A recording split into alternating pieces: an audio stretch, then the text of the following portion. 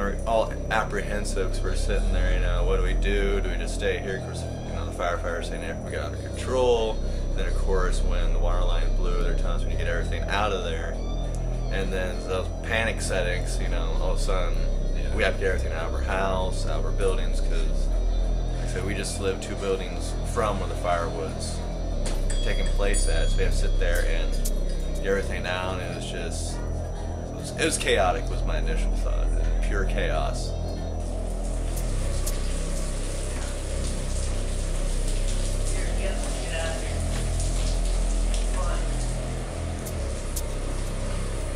My initial thoughts were like, okay, what do I really need? If my building is on fire, what do I truly need out of the building if it's possible to get out?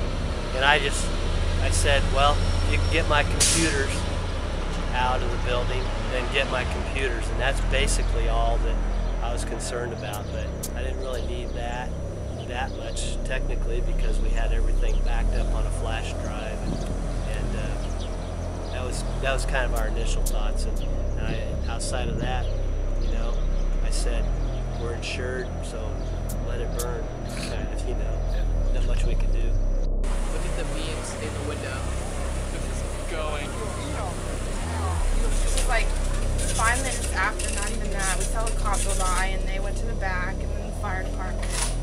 They had to call they called Linden, Burlingame, I think they had Harveyville, Topeka. When Topeka came, that's what helped it settle down finally, so, but it was pretty bad.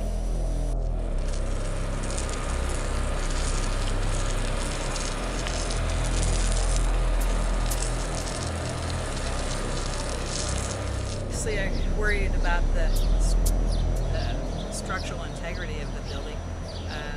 It still needs to be fixed, and we still have to have it, someone is going to be fixing it, but that was always the biggest concern.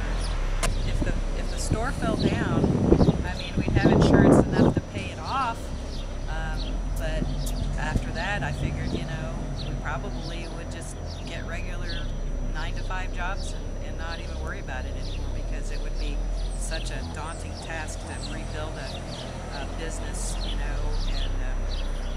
come back. So, yeah, I'm glad that didn't happen. Remember, I called my parents back and I said, this doesn't look good. When you can see smoke from that far away, I knew something. It was worse than what I had anticipated.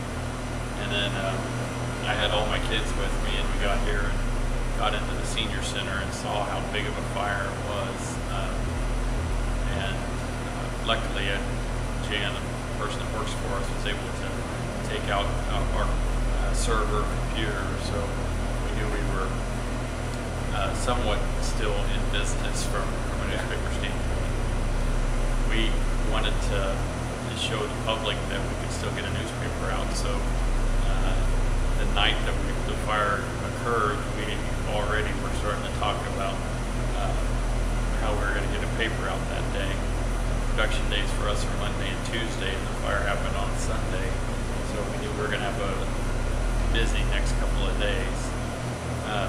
We were fortunate enough to get the computers moved to the back of our shop that wasn't getting water damage. First of all, what happened inside our store?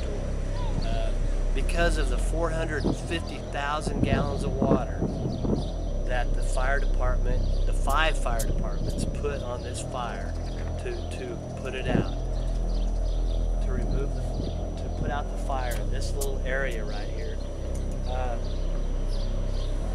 The old buildings have these old chimneys that are up on the top of these walls, and in those 5 chimneys, the water came down. It came down the wall inside our upstairs, and it came out the old chimney holes upstairs, and it came down the wall, across the floor, and it just rained over our entire store. And that's really what did most of the damage. The smoke, they always say it's not the smoke, it's the water that really gets you in a fire. And boy, I believe that now, because it ruined our ceilings, it ruined our floors, it ruined thousands and thousands of dollars worth of product. And so as a result of that, we had to completely replace the floors, the ceilings, new paint, new heating and cooling system, all the ductwork. So in order to do that, we had to remove all of the product. It had to all come off the shelves and into boxes. And that's basically why we had to close for 3 full weeks. But under the circumstances, and as it all turned out, 3 weeks was a very short time to close. We probably opened a little bit too soon, but I just couldn't stand it. I wanted to be open again, and it was a little early, but we got back open, and this amazing small community that we live in came back immediately to support us, and that really really was the root of all of this in this community.